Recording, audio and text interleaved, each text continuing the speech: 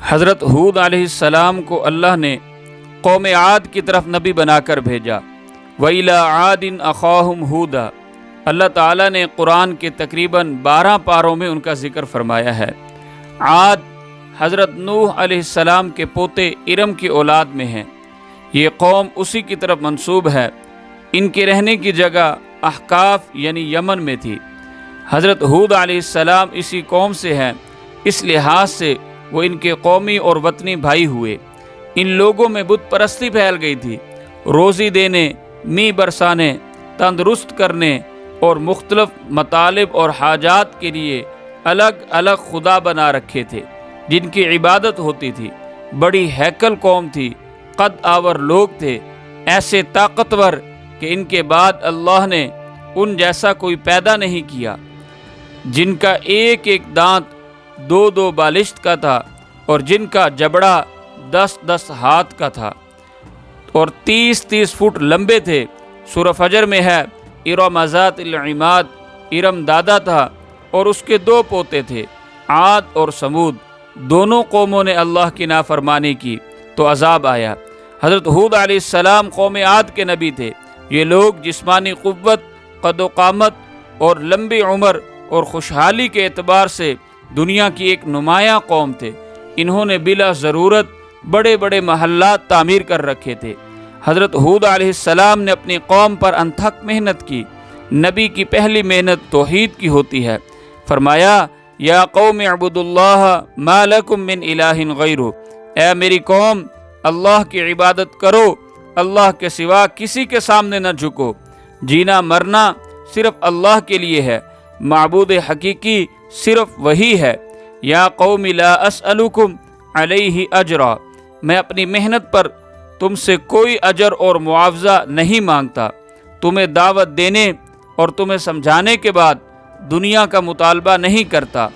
تم اپنی آخرت ٹھیک کر لو، اللہ پاک تمہاری ہمیشہ کی زندگی بھی بنائیں گے، اور جتنی اللہ نے تمہیں صحت دی ہے اس سے بہتر صحت، جتنا مال دیا ہے اس سے بہتر مال، جتنی نعمتیں دی ہیں اللہ تعالیٰ ان میں اضافہ کریں گے۔ ایک تو پچھلی غلطیوں کی معافی مانگ لو، دوسرا آئندہ ان کے نہ کرنے کا عزم کر لو۔ اللہ پاک بڑے مہربان ہیں، تمہاری سب غلطیاں معاف کر دیں گے، بڑے سے بڑے گناہ بھی اللہ معاف فرما دیں گے۔ قوم یہ کہنے لگی کہ شاید آپ کا ذہنی توازن ٹھیک نہیں رہا، آپ دیوانے ہو گئے ہیں۔ وہ آپ کو دھمکیاں دینے لگے۔ نبی کا توکل، نبی کا یقین اور اللہ پر اعتماد کتنا ہوتا ہے اس کا ہم اندازہ نہیں لگا سکتے۔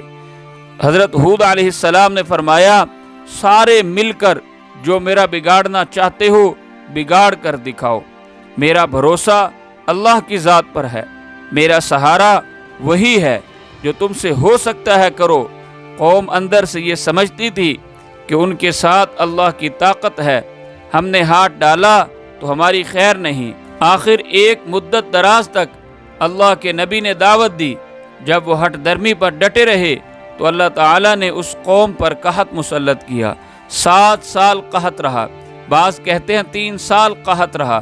تو یہ قوم پریشان ہوئی، جانور کھانے لگی، کتے بلیاں سب کھا گئے، حتیٰ کہ درختوں کے پتے بھی کھا گئے۔ کچھ آدمی اپنے بھیجے کہ بیت اللہ جاؤ، وہاں جا کر اللہ تعالیٰ سے دعا مانگو۔ اللہ کو بھی مانتے تھے، ساتھ شرک بھی کرتے تھے۔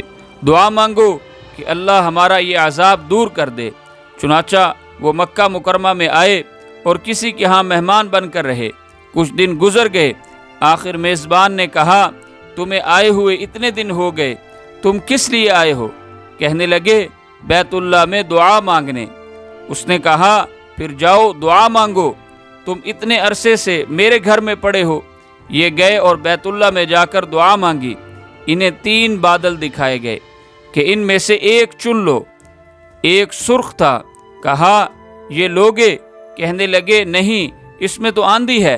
دوسرا سفید تھا، کہنے لگے اس سے تو کم بارش ہوتی ہے۔ تیسرا کالا سیاہ تھا، کہنے لگے ہاں یہ ٹھیک ہے، یہ خوب برسے گا، اس سے ہمارا قحط دور ہوگا۔ ایک آدمی ان کا یہاں رہ گیا، باقی سارے واپس چلے گئے۔ گرمی زیادہ ہوئی تو یہ لوگ بادل کے نیچے آ گئے۔ بادل میل ہا میل پھیل گیا، پھر اللہ پاک کے امر سے ان پر پھٹا۔ اس میں زوردار آندھی تھی، ہوا زور سے بڑھتی گئی، مکانات گرتے چلے گئے، فضا میں انسانوں اور جانوروں کی چیخیں تھیں۔ 30 فٹ کے انسان ہوا میں پتنگوں کی طرح اڑ رہے تھے۔ اس طرح اللہ تعالیٰ نے ان کو تباہ کر دیا۔ اللہ نے ان کا کچھ بھی باقی نہیں چھوڑا۔ ایک حویلی بنی ہوئی تھی، اس میں حضرت ہود علیہ السلام ایمان والوں کو لے کر وہاں بیٹھ گئے۔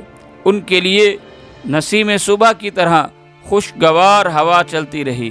حضرت ہود علیہ السلام نے تقریباً 150 سال کی عمر میں وفات پائی۔